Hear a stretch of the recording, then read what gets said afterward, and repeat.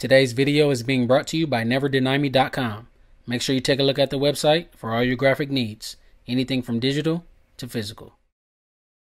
What's going on, everybody? It's your boy named Matthews back again with another video, and today, right here behind me, we got the brother SE625. Man, I ain't used this machine in so long, at least that's what it feels like. I'd have had to take the duster out, dust this bad boy off, so I hope it worked. I'm pretty sure it's gonna work because it never failed me before, but I have been using the brother PE770 quite a lot in my latest project. So today we're gonna throw this back up here, because I got a smaller project today that I'm getting ready to do, and I definitely think the brother SE625 is something that's gonna be able to handle this. If you guys are interested in picking up one of these machines, hit the link in the description. Helps me out when you guys use my link and everything like that, as well as go to the website NeverDenyMe.com. Link is also in the description. I'll show you guys all the materials and stuff that I use, where to get them, everything like that. If you need me to convert a design for you, I got you. All right, so first things first, the materials that we're gonna use in today's video is first what you need in every project, right? Some type of stabilizer and your hoop. So I do have my stabilizer. This is some cutaway stabilizer already in my 4x4 hoop, which is the largest that the brother SE625 can stitch. We're gonna go ahead and insert this into the machine. There it is. Up next, we have the Vogic. You can't put your designs on any USB stick. This thing has a regular USB 3.0 at on one side. You can pop this side out and it becomes a micro USB that you can put in, some of your older phones. And then on this side right here is for the newer phones. This is a USB-C plug. So I take this thing back and forth, plug the designs into my phone, transfer them to my computer, different things like that. And then I throw them into the machine right here. So I'm gonna go ahead and throw this USB into the machine while it's off, and then we're gonna go ahead and power it on.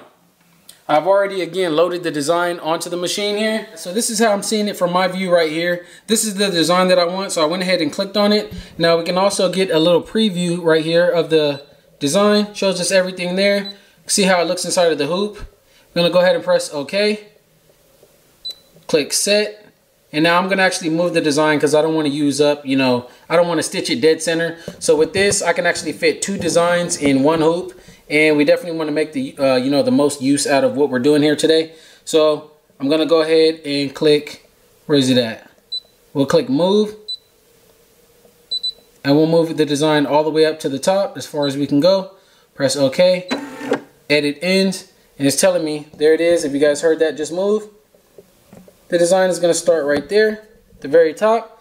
Now we go ahead and always just do this as a safety precaution, just make sure everything is good to go. Pressing the button, it's going to rotate everywhere that this design is getting ready to stitch. Just make sure it's clear, free.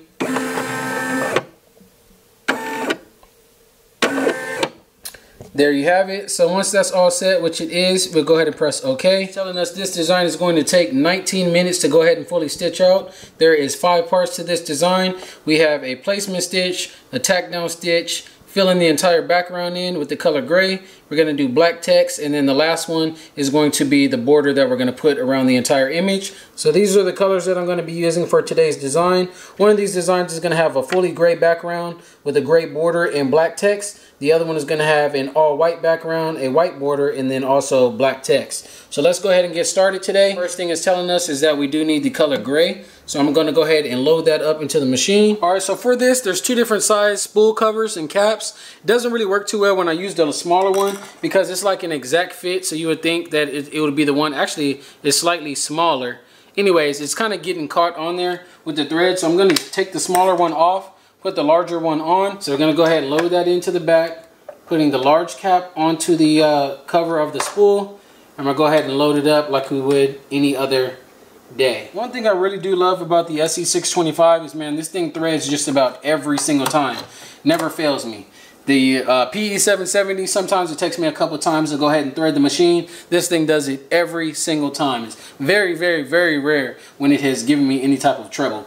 I do have my tension at the top set on 2. You can set it whatever you want at. The tighter, the higher number that you set it at, the tighter your thread and stuff like that is going to stitch. With me not needing to stitch through anything thick, I just can lay it right on top. So I do it just right on number 2. That's what my tension is set on. So I'm going to go ahead and press go on here just to do my placement stitch. And the first part of this design is all complete. The machine says that part was going to take 1 minute, but realistically it only took about 15 seconds there to do that small part. Up next here, what I have is the fabric that I'm going to use. Since the first part of the design is going to be a fully gray stitch, I went ahead and got some gray fabric. You know, just in case there's any chance of, you know, the fabric and stuff showing through the design, it's going to be the same color of the design. So I'm just going to simply place this over the design right here. Then we're going to go ahead and do a tack down. So now that it's done the tack down stitch, I'm going to go ahead and take it out of the machine. We're going to go ahead and use our applique embroidery scissors to cut out this fabric. Now sometimes, since the next part of this design, I'm just going to fill this whole entire thing in with gray. Sometimes you can keep it in there, but if you do have time, you do want to be careful and, you know, cut it away. Because if you step away from your machine and the wind blows, you know, just so happen you have the window open or something, if this folds over and it starts tacking and stitching like that, you're not looking, you just ruined some fabric, you just wasted some thread, wasted your time. So you want to make sure this is done correctly the first time. There it is. So this is what we got so far. The rectangle of the gray is cut out. So this is the design that we're getting ready to stitch out today. It does a little light covering and everything of the stitches. Then it goes back and covers the entire thing. Hurry up, machine, hurry up. This machine definitely does its thing, man, but this is again the reason why I use the PE770 a little bit more often, because that has a different speed setting where I can go ahead and just stitch this up real quick. And that's also why I'm getting ready to jump to one of the commercial machines, because it's actually going to stitch it up even faster. Hey y'all, I be turning these GoGurts up. Shouts out to GoGurt, strawberry banana. Hit a thumbs up for me if y'all rocking with this video.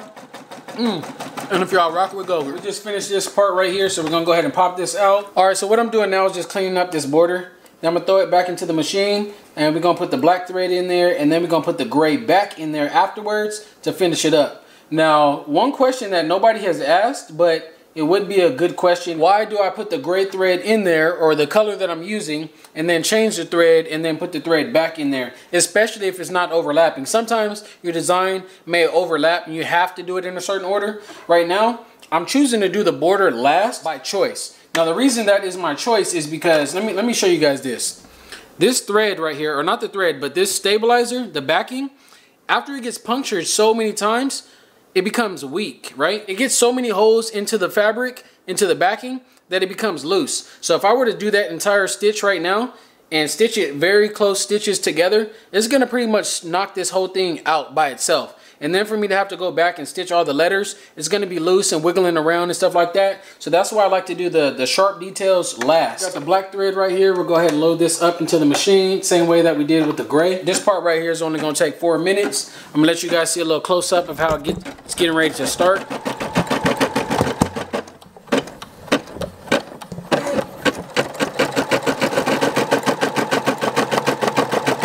Now when I was making this design, I did make sure that I used a lighter density for the background versus the density of each of the letters, because I wanted to make sure that I didn't make the background way too thick, that it was going to be hard for that needle to get through the extra layers of fabric. So the background is a light layer of density.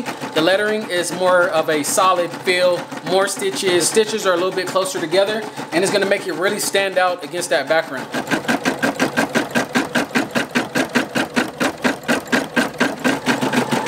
Finishing up the last little letter right here. Check it out.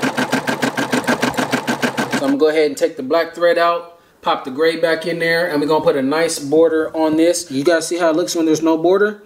It's just the design itself. So we're gonna throw the lever down, hoop the needle, press go. Just putting a clean border on that thing. Y'all see how clean that is? There it is, and the machine says finish embroidering, so we have finished embroidering the first one, but we're gonna go ahead and knock out another one. Good thing is the last color of the design and the first color of the design is all the same color, so I don't have to make any changes. All I gotta do is just press OK. Go ahead now and just move this thing to the lowest possible spot. Click embroidery again. It's gonna load it right back on up and tell us again. Let's go. 1 minute.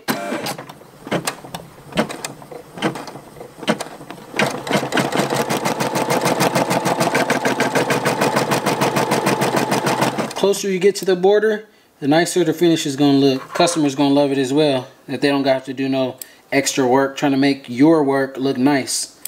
I really do be putting in a lot of work on these designs for you guys, as you guys can see, because I record a lot of them. Again, I can't record every project I do, just don't have the time for it. And normally I would be, you know, listening to music or a podcast or, you know, watching TV or something like that while I do these designs. But I try to make as many videos as I can for you guys. Try to keep you guys up to date with the latest, you know, tools and things like that, and tricks and tips and stuff that I figure out with these designs and how I make things. And it really does make me feel good that you guys comment, tell me, you know, I'm pretty much, you see me doing my thing, especially with the home embroidery machine that I got. When a lot of people do have, you know, commercial machines, the machines that stitch your stuff for you super, super quick. I mean, it cuts your jump threads for you. You can load up, you know, 6, 8 colors, 10 colors at once. You just load the machine up. You press the start button, and man, you can walk away. It does everything for you. So I am putting in a lot of work on these designs, making it look just as nice as one of those big machines, I think. But it's definitely using up a lot of my time. So I do plan on upgrading to one of those machines in the near future. And by you guys just watching my videos, commenting and stuff like that, you guys are definitely motivating me to go ahead and get that done even faster than I was thinking initially. There you have it, guys. So as you guys can see right here, finished up the gray version of these patches. So now I'm gonna go ahead and knock out the white one. Y'all see how the machine do me at the last minute? Been doing good this whole time. Right when we're on the last little stretch, probably about 1 minute left, tells us the bobbin thread is empty. So now I got to take the design off. Let me go ahead and show you guys how this works. So I'm going to press the scissors to tie it off. Just simply release it. We're going to open up this thing right here. If you want to see the full tutorial of how to actually load your bobbin and wind one up and everything like that, hit the card that pops up. Here's one right here. This is a bobbin that I wound up previously. So you simply take it off, and there's a picture down here at the bottom that shows you exactly how to wind it. So make sure you do put it in there correctly, or else you're going to mess up the entire design. Simply just drop the bobbin in and wind it around the hook right here. Cut it at the end. Put your window cover back on. You can throw the design right back in there, and we'll be all set to go. Let me know what you guys think below. Again, even though one is gray and the other one is black, I use the same exact bobbin thread. So it's a black bobbin thread. And again, it's black behind, but it's still white and gray in the front. It doesn't go through. So if you guys have your tension and stuff like that correctly, your designs will come out perfectly. So last thing we got to do is, of course, go ahead and package these things up. How it's looking, y'all. If you guys found this video helpful, if you guys want to see more of my work, my portfolio, again, the website is neverdenieme.com. Make sure you guys thumbs up this video before you head up out of here, and drop a comment. Let me know what you guys want to see next.